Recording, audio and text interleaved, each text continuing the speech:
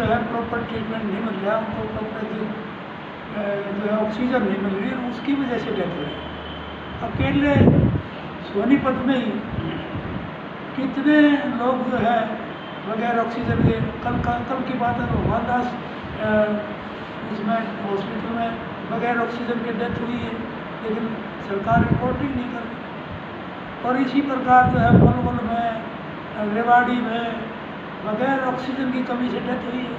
और जहाँ तक ऑक्सीजन की बात है, हमारा 160 का कोटा है एमटी का, मीट्रिक टन का, डिमांड इन्होंने 200 की है और केंद्र सरकार ने 162 की है, सिर्फ 2 बढ़ाई है, 2 मीट्रिक टन बढ़ाई है केंद्र सरकार ने। जबकि सारे दिल्ली का दबाव, दिल्ली में इतने बुरी तरह कोरोना है कि सारी दिल्ली का दबाव जो है आज हरियाणा पर है, और गुड़गांव, फरीदाबाद और सोनीपत, उसके बाद सोनीपत का नंबर आता है। सारा दिल्ली का पेशेंट जो वहाँ ऑक्सीजन की कमी की वजह से सारा पेशेंट यहाँ आता है।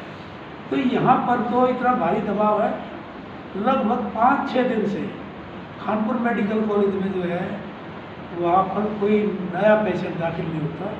लोग आते हैं वहाँ पर, लेकिन वहाँ दवा मिल जाता है, कोई जगह नहीं है। जबकि वहाँ पर जब ये 500 बेड का पानीपत और हिसार में मुख्यमंत्री खोलना चाहते हैं, बनाना चाहते हैं, सोनीपत में मेडिकल कॉलेज में उसको इंक्रीज क्यों नहीं करें, या सोनीपत में और जगह क्यों नहीं बनाए जहाँ सोनीपत में दबाव को कम, दिल्ली का दबाव कम हो जाए और हरियाणा के लोगों को दाखिला मिले, तो सोनीपत में क्यों नहीं बनाए। तो सोनीपत वालों के लिए भाई ऑक्सीजन की भी बहुत भारी कमी है। जो यहाँ का जो चाहिए 9 टन से, उनमें से 5 टन इनको मिल रही है। तो इतने सिलेंडर चाहिए, उससे आधे सिलेंडर भी नहीं मिल रहे। तो 1400 सिलेंडर की जरूरत है डेली की कंजम्पशन, लेकिन मिलते हैं 500, बाकी कहाँ जाएंगे पेशेंट। तो सारी हालात ऐसी है, अधिकारी भी क्या करें।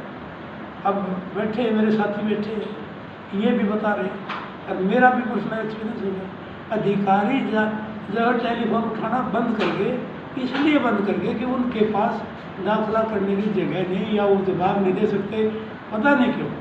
कुछ अधिकारी टेलीफोन भी, मोबाइल फोन भी उठाना पड़ता। तो इतनी गंभीर स्थिति है, मुख्यमंत्री को सोनीपत पर विशेष ध्यान देना चाहिए, क्योंकि यहाँ हालत बद से बदतर है। एक नए पेशेंट को दाखिले के लिए कोई जगह नहीं है। अब आपको बताऊं, पहले मैंने बताया था, जहाँ तो सैंपल लेने की बात है, एक अधिकारी ने तो कुछ देखो, मैं आज चिकित्सा अधिकारियों को या अधिकारियों की, सब अधिकारियों की, काफ़ी अधिकारी की ये प्रशंसा करता हूँ कि वो इसमें दिन रात एक किए हुए। एक अधिकारी को हमने रात में 11 बजे, 11:30 बजे टेलीफोन किया, तो he was in the hospital, वो हॉस्पिटल में मॉनिटर करता। ऐसे भी अधिकारी, लेकिन ऐसे भी अधिकारी है जिसने ये कहा भाई मरता हो तो मर जाए, मरीज हम क्या करें, हम एम्बुलेंस में नहीं भेज सकते। ऐसे भी अधिकारी है। और कल की बात मैं बताता हूँ, एक राम सिंह सोलंकी जो है, एक मरीज सोनीपत सिविल हॉस्पिटल में दाखिल हुआ, ऑक्सीजन पर था, वो वॉशरूम गया तो उसकी जगह एक डॉक्टर एकता है, उसने दूसरे पेशेंट को लटा दिया और उसको कह दिया तू चला जा, तेरी छुट्टी, और उसको कहे तो खानपुर चला जा। उसको खानपुर बोले, यहाँ हालत है कि ऐसे भी अधिकारी हुआ, और जो ऑक्सीजन पे जो है पेशेंट, उसको उसकी जगह दूसरे को लुटा दिया और उसको चालू कर दिया, तो बाहर चला था, उसको मरने के लिए छोड़ दिया। इनका क्या किया जाए। ऐसे अधिकारियों के खिलाफ सरकार को सख्त रवैया अपनाना चाहिए। और जहाँ तक बात है इनकी, ये तीसरा म्यूटेंट जो है, ये जो आया, ये सबसे खतरनाक है, और इसके सिम्टम्स का भी पता नहीं लगता। ये तो सिर्फ CT स्कैन करने से तकरीबन पता लगता है कि ये बीमारी बहुत ज़्यादा खतरनाक है। और ये जिस ढंग से ढील बरती गई इस देश में, विदेशी जो मीडिया है और दूसरे देश है, आज दूसरे देश जो है उन्होंने ये कहा कि मैनेजमेंट नहीं था इंडिया में। इंडिया में मैनेजमेंट की कमी से, सीरियसनेस की कमी से जो है, इसको लापरवाही की वजह से इंडिया में ये फैला कोरोना इस ढंग से, नहीं तो ये कंट्रोल किया जा सकता था। और ये मैं उनका भी शुक्रगुजार करूँगा जो दूसरे देश अमेरिका और कंट्रीज हैं और सोसाइटीज बाहर के विदेशी हैं, ये इन लोगों ने जो है ऑक्सीजन जो सप्लाई करने का दिया।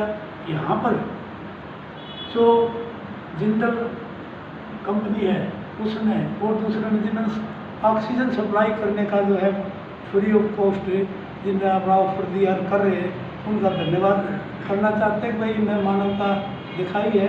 लेकिन इस चीज़ को कई जगह हमें आज पता लगा कि कल एक प्रेस कॉन्फ्रेंस थी मेंबर पार्लियामेंट की, लेकिन उसमें 2 विधायक भी थे जो बीजेपी से। ये सबकी साझी लड़ाई है, सामूहिक लड़ाई है कोरोना के खिलाफ। इसमें पार्टी पॉलिटिक्स कुछ नहीं है। इसमें यदि कांग्रेस पार्टी या और दूसरा और कोई सा राजनीतिक दल है उनके व्यक्तियों को भी शामिल करके साझी लड़ाई लड़े तो वो और अच्छी बात थी। तो इसलिए भाई हमें भी पता ग्राउंड लेवल पर हमें भी मजबूरियाँ है, हम चाहते हैं लोगों की मदद करें, लेकिन जिस ढंग से दवा मिलते हैं उनसे ये एक धारणा बन गई कि भाई ये लोग काम नहीं कर रहे। तो ये सारी चीज़ें भाई आपके सामने हैं। हम ये चाहते हैं कि लोगों में पैनिक ना फैले और सरकार ऑक्सीजन की सप्लाई प्रायोरिटी पे सोनीपत जिले में मुख्यमंत्री से और स्वास्थ्य मंत्री से ये आग्रह करते हैं कि सोनीपत जिले में प्रायोरिटी पर ये ऑक्सीजन की सप्लाई करे और दूसरा टेस्टिंग की गति बढ़ाए, क्योंकि बहुत लोग टेस्टिंग की वजह से नहीं पता लगता, इससे ज़्यादा स्प्रेड हो रहा है, ज़्यादा फैल रहा है कोरोना, क्योंकि टेस्टिंग से नहीं हो रही, इसलिए पता नहीं होता है कि एक परिवार का पूरा परिवार जो कोरोना ग्रस्त है। टेस्टिंग ज़्यादा कराए और ज़रूरत पड़े तो पैरा मेडिकल स्टाफ उसमें भर्ती करे, टेस्टिंग वाले भर्ती करे, लैब में भर्ती करे, इसमें कोई स्टाफ में नर्सिस को भर्ती करे ताकि प्रॉपरली ऑक्सीजन लगाना है और करना है सारी चीज़ों को इसको चाहे डीसी रेट पे करे चाहे वो इस पर आउटसोर्स से करे। पैरामिलिट्री स्टाफ की भर्ती करके जो है जो लोगों को राहत दे। ये सारी बातें भाई हम मुख्यमंत्री से उसके अनुरोध करते हैं कि इस पर पूरा ध्यान देंगे, इस बीमारी को दूसरी बातों को छोड़ के इसको राजनीति से ऊपर उठ कर किसी के खिलाफ ना कहते हुए मैं एक ही बात कहना चाहता हूँ कि आज लोगों को ज़रूरत है हौसला देने की और जहाँ मदद उसके और हॉस्पिटल की जगह बहुत है सरकार के लिए। यदि सरकार चाहे तो ज़्यादा से ज़्यादा हॉस्पिटल और ऑक्सीजन की सप्लाई देगा, हॉस्पिटल खोले, बेड लगाए ताकि लोगों को राहत मिल सके। आपको क्या लगता है सोनीपत की क्या सिचुएशन है? कैसी जो खानपुर मेडिकल है वहाँ पे गेट बंद है और जो एम्बुलेंस सर्विस को नहीं दिया जा रहा है। देखो गेट आज बंद नहीं है ना, एक बार गेट बंद हुआ था, मेरे नोटिस में तो आया, एक बार गेट बंद हुआ था, वहाँ दाखिले का कोई स्कोप नहीं। वहाँ आज के दिन 90 पेशेंट कोविड के एडमिटेड हैं और वहाँ सिर्फ 3 घंटे की ऑक्सीजन है। यदि 3 घंटे में ऑक्सीजन नहीं गई तो 90 पेशेंट वो उनका क्या हाल होगा, ये सरकार जिम्मेवार होगी इस बात के लिए। तब तो ये कहते हैं ज़्यादा से ज़्यादा वो दे उसकी ऑक्सीजन दे, ज़्यादा से ज़्यादा करें। और जो ये आपस में जो टेस्टिंग का भी इनका भी इस टाइप की छोटी बातों को लेकर चलते ना, इनको ब्रॉड माइंडेड होना चाहिए, चाहे कोई हो, किसी उसका हो। जब एक आदमी मर जाए उससे बड़ी तो कोई बात नहीं, उसको बचाने के लिए तो किसी को भी टेस्ट करना पड़ेगा, वहाँ जाना पड़ेगा। लेकिन आज जिस ढंग से ये 1-1 हज़ार रुपये का जो वैक्सीन 16 और 20 हज़ार की ब्लैक चल रही है, ऑक्सीजन की ब्लैक चल रही है, इन पर कार्रवाई सरकार क्यों नहीं करती? क्यों चल रही है ब्लैक? जब आज भी है ऑक्सीजन पर ब्लैक है, रेमडेसिविर पर ब्लैक है और जो इसका कोटा है चाहिए हरियाणा को 20,000, लेकिन मिल रहा है 1,000 मिलाई में, दूसरी 2,000 की खेप अब आई होगी 3,000, चाहिए 20,000। तो इतनी भारी जो कमी है इन इंजेक्शन की।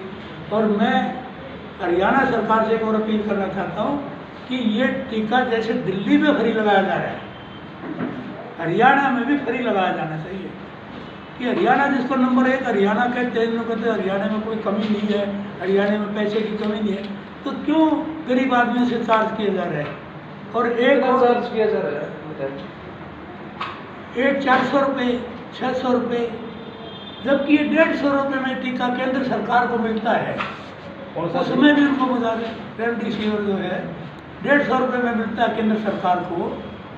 तो ये टीका हरियाणा सरकार को क्यों नहीं मिले 150 रुपये? 150 में उसको मुनाफा है तो केंद्र सरकार को यहाँ भी दिलवाना चाहिए। यहाँ 400 का, प्राइवेट हॉस्पिटल को 600 का, मरीज नहीं मरीज को पता नहीं कितने का, 900 का, हाँ पता नहीं कितने का।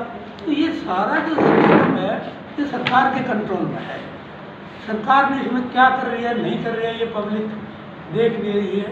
और मैं ये कहता हूँ हमको सरकार ने जो करना चाहिए, जो कमियाँ हैं हमको बता रहे हैं कि सरकार ताकि सुधारे, पब्लिक को रिलीफ मिले और हमारी जो मदद हो।